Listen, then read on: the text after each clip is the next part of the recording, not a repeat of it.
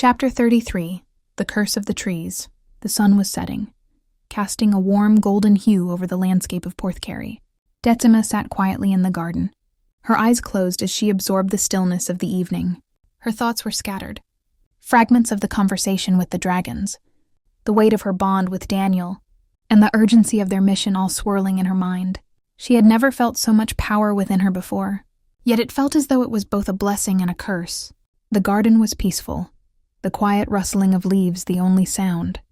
But Decima couldn't shake the feeling that something ancient and unsettling was looming on the horizon, waiting to strike. The dragons had spoken of trials, of darkness, and she could feel it, deep within her soul. She opened her eyes, her gaze drawn to the dense forest that bordered the garden. The trees stood tall and silent, their branches twisting into strange, unnatural shapes. They had always seemed to be watching her, but today something felt different. The air around them seemed heavier, as though the very essence of the forest was charged with a strange, unsettling energy. A whispering breeze passed through the trees, and Decima's heart skipped a beat. The sound was like a distant voice, faint and almost inaudible, but it was there, calling to her.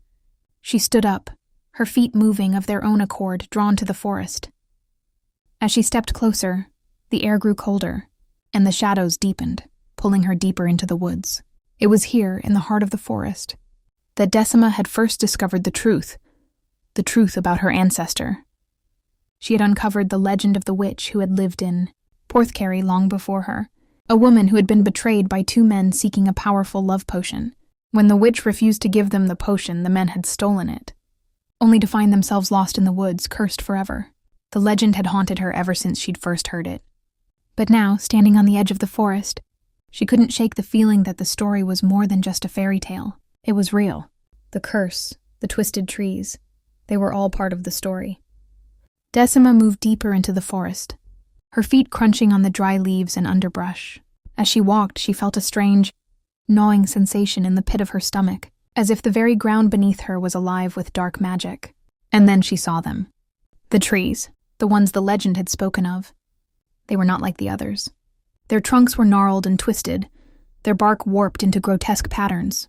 The branches twisted into shapes that were unnatural, like fingers reaching out to grasp at the sky. It was as though the trees were in constant motion, ever shifting, ever changing, and in their twisted forms, she could see the faces of the men who had been cursed, their features distorted, locked in eternal agony. Decima froze. She had heard the legend, but seeing it in person was something entirely different. The curse was real.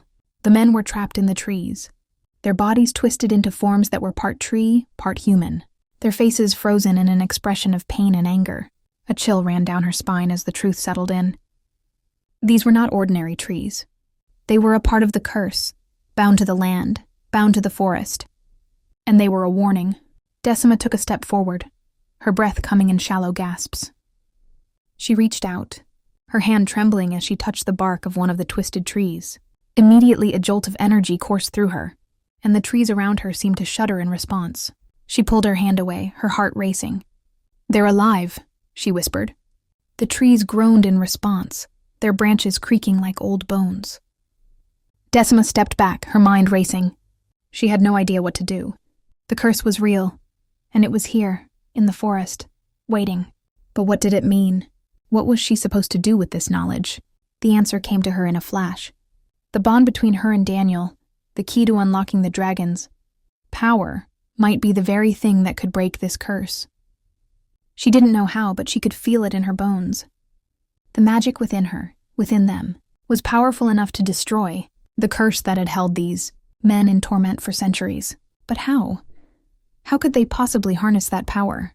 The air around her seemed to grow thicker, as though the forest itself was closing in on her. She turned and began to make her way back toward the garden, her mind reeling with questions and possibilities. She had to find Daniel. Together they would figure out what to do.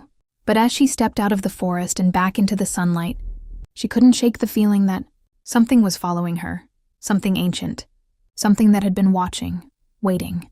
The curse was not finished with her yet. As Decima's fingers brushed the bark of the cursed tree, the world spun. The forest dissolved around her, and she found herself standing in the same woods, but centuries in the past. Moonlight filtered through the canopy, and a woman cloaked in dark green robes stood at the center of a clearing, her arms raised. 2 men approached her, shouting, demanding something. Decima recognized one of them from a painting. In her family home, he had her ancestors' eyes. Argalvidi coed Cliviafi, the woman whispered, voice shaking with grief and rage. The spell shimmered into the air, and the trees around her twisted in response, reaching for the men. They screamed, their bodies fusing with the bark, their voices silenced by the forest. Decima stumbled back in horror. She was witnessing the curse's birth. The vision shattered. She collapsed onto the roots, gasping. Daniel was there, hands on her shoulders. I felt it too, he whispered. They spoke to me. Between them, the bond glowed faintly, warm and alive. One tree whispered, Nidchi yuvar unigun. You are not the only one.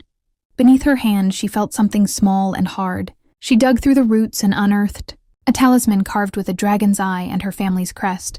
A relic, proof, and perhaps a key.